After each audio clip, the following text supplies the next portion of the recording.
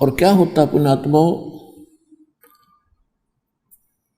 जगत और भगत के विधान, नियम, विचार आपस में विपरीत होते हैं, जिस कारण से आज तक भगत और जगत का आपस में विरोध रहा है। उसका कारण यही रहा है कि जो संसार की परंपराएं हैं उनको भगत नहीं निभा सकते। यदि उन परंपराओं को निभाएंगे तो वो भक्ति नहीं कर सकते।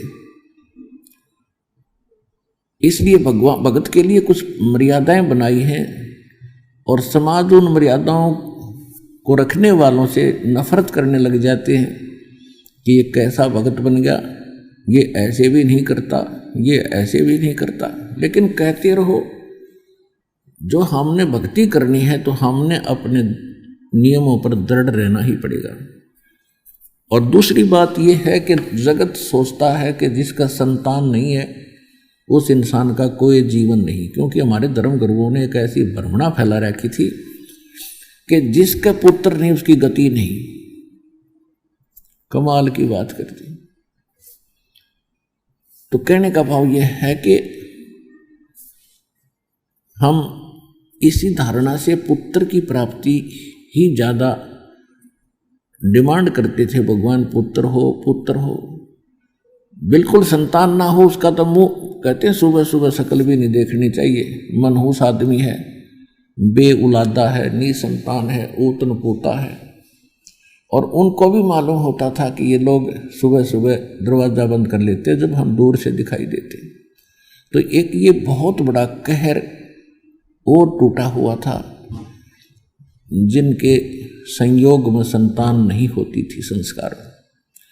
परमात्मा कहते हैं कि जिनका संतान नहीं है वो बहुत ही अच्छी आत्माएं हैं।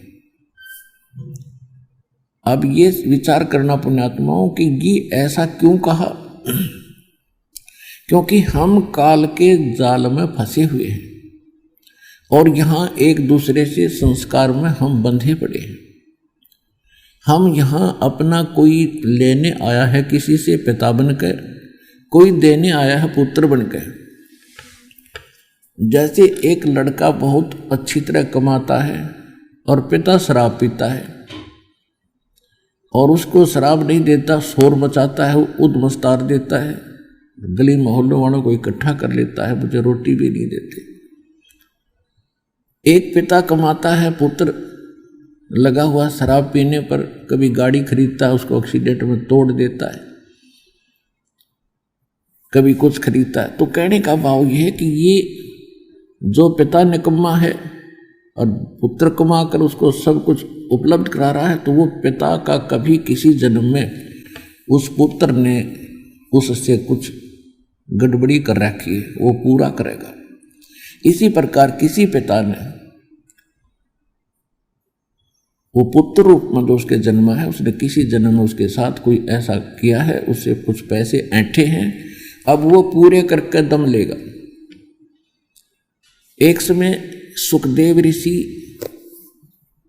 12 वर्ष तक मां के गर्भ में रहे और सुखदेव ऋषि व्यास जी के पुत्र थे, वेद व्यास जी के। 12 वर्ष के बाद वो जब मां के गर्भ से बाहर आए तो बाहर आते ही वो 12 वर्ष की आयु का बच्चा बन गया। और व्यास जी को ये मालूम था कि मेरी पत्नी के गर्भ में पुत्र है, इतना इनको आभास हो जाता था। तो बड़ी खुशी मनाता था कि जब बच्चा जन्मेगा मैं बड़ी प्यार करूंगा, लाड करूंगा अपने पुत्र की, क्योंकि पुत्र की महिमा हमारे समाज में गणी थी। और सुखदेव ऋषि को मां के गर्भ में ये ज्ञान था कि बाहर जाते ही हमारी अकल पर पर्दा गिर जाता है, हम भक्ति छोड़कर बकवादों में लग जाते हैं। मां के गर्भ में प्रत्येक प्राणी को याद रहता है कि पिछले जन्म में मैंने कितनी गलतियां की, मुझे कितने मानुष जन्म मिले, मैंने कैसे बर्बाद किए।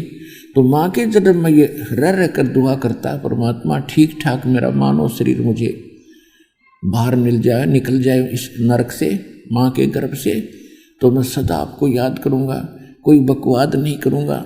अब मुझे याद है मैंने पिछले जन्म कैसे बर्बाद किए, मनुष्य के अनमोल जन्म खोए। तो माँ के गर्भ में प्रत्येक को ऐसी याद रहता है। बाहर आते ही हमारे ऊपर त्रिगुणमयी माया का, रजगुण ब्रह्मा, सतगुण विष्णु, तम गुण शिव जी क्या जो प्रभाव है एकदम अचेत कर देता है, सब भुला देता है। ये काल का जाल है। तो उस ये त्रिगुणमयी माया हमारी बुद्धि पर पत्थर डाल देती है। उस पत्थर को हटाने के लिए साधु संत रूप में परमात्मा आते हैं। तो सुखदेव ऋषि ने 12 वर्ष तक बाहर इसलिए नहीं आया कि बाहर आते पर्दा गिर जाता बुद्धि पर, और ये ब्रह्मा विष्णु महेश के जो तीनों गुण हैं ये हमें मूर्छित कर देते हैं। जब 12 वर्ष तक माँ के गर्भ में रहा तो ब्रह्मा विष्णु महेश को चिंता हुई कि ये तो हमारी परंपरा खराब कर देगा। माताएं 9 महीने में कितनी दुखी हो जाती हैं बच्चों को पेट में रखने में, और 12 वर्ष तक रक्षा करेंगी तो हाहाकार मच जाएगी। इस दिन तीनों देवता ने आके ब्रह्मा उस सुखदेव ऋषि से कहा कि भाई बाहर आओ ऋषि जी, ऐसा ना करो, ये 12-12 वर्ष तक गर्भ में रहेंगे बच्चे तो कितना कष्ट होगा। तो सुखदेव जी ने कहा कि आपके अंदर से जो रेज निकल रही हैं, किरणें निकलती हैं गुणों की, ये बाहर आते मूर्छित कर देती, ये मुझे ज्ञान हो गया है। आप जब तक मैं बाहर आऊं तब तक अपनी इस माया को रोको, अपने अपने गुण को रोको। तो उन्होंने कहा देखो इनको हम ज़्यादा नहीं रोक सकते, ये तो ब्लड प्रेशर की तरह है, ज़्यादा रोक दिया तो मर जाएंगे, हमारी बस की बात नहीं है, लेकिन हम इतनी देर रोक सकते हैं बस। फिर उसने कहा तुम इतनी देर रोक दो। तो जैसा भी उन्होंने थोड़ा बहुत कंट्रोल किया, इतने वो बाहर आ गया। ब्रह्मा विष्णु महेश चले गए, सूक्ष्म रूप में वो दिखाई दे रहे थे उसको। अब कहने का भाव ये है कि उसको चेतनता रही और पिछली भी याद रही और भविष्य भी उसको ध्यान में रहा कि मैं मनुष्य जीवन क्यों मिला है, क्या करना चाहिए। जब वो उठकर चलने लगा, मां के गर्भ से बाहर आते ही 12 वर्ष की उम्र का बच्चा गर्भ से बाहर आया, तब छोटा रूप था, बाहर आते एकदम ओरिजिनल उसका जितना रूप था 12 वर्ष का बन गया। और अपनी ओर नाल जो नाभि से जुड़ा हुआ होता है जेर सी, उसने कंधे पर रख कर अरे चल पड़ा, किताबें काट। तो ऐसे झंझट में अब हम पैर नहीं देंगे। बिना ज्ञान में तो ना जाने कहाँ कहाँ क्या क्या दुख हमने मोल ले लिए बेमतलब के। अब दास को जब ये ज्ञान हुआ उसके बाद एक अलग से चश्मा लगता है ज्ञान का। दास जूनियर इंजीनियर की नौकरी करता था, civil junior engineer in Haryana government irrigation department. एक आईएएस ऑफिसर डायरेक्टर लगा माइनर इरिगेशन डिपार्टमेंट का, और उसके 6 महीने रह रहे थे रिटायरमेंट के। तो उसने क्या किया, उसी समय लड़की का विवाह रख दिया। उसको मालूम था कि जितने भी अधिकारी हैं, इंजीनियर हैं, चीफ इंजीनियर हैं, ये सब आएंगे, गिफ्ट देंगे, खूब दान करेंगे। उस समय उसने 3.5 लाख रुपए सन 1989 में 3.5 लाख रुपए लड़की के विवाह पर लगाए। आज उन 3.5 लाख की गणना करें तो मेरे ख्याल में 35 लाख हों। लड़की का ब्याह कर दिया। 6 महीने के बाद, उसके रिटायर के 6 महीने के बाद वह लड़की छोड़ दी, तलाक दे दिया उसने।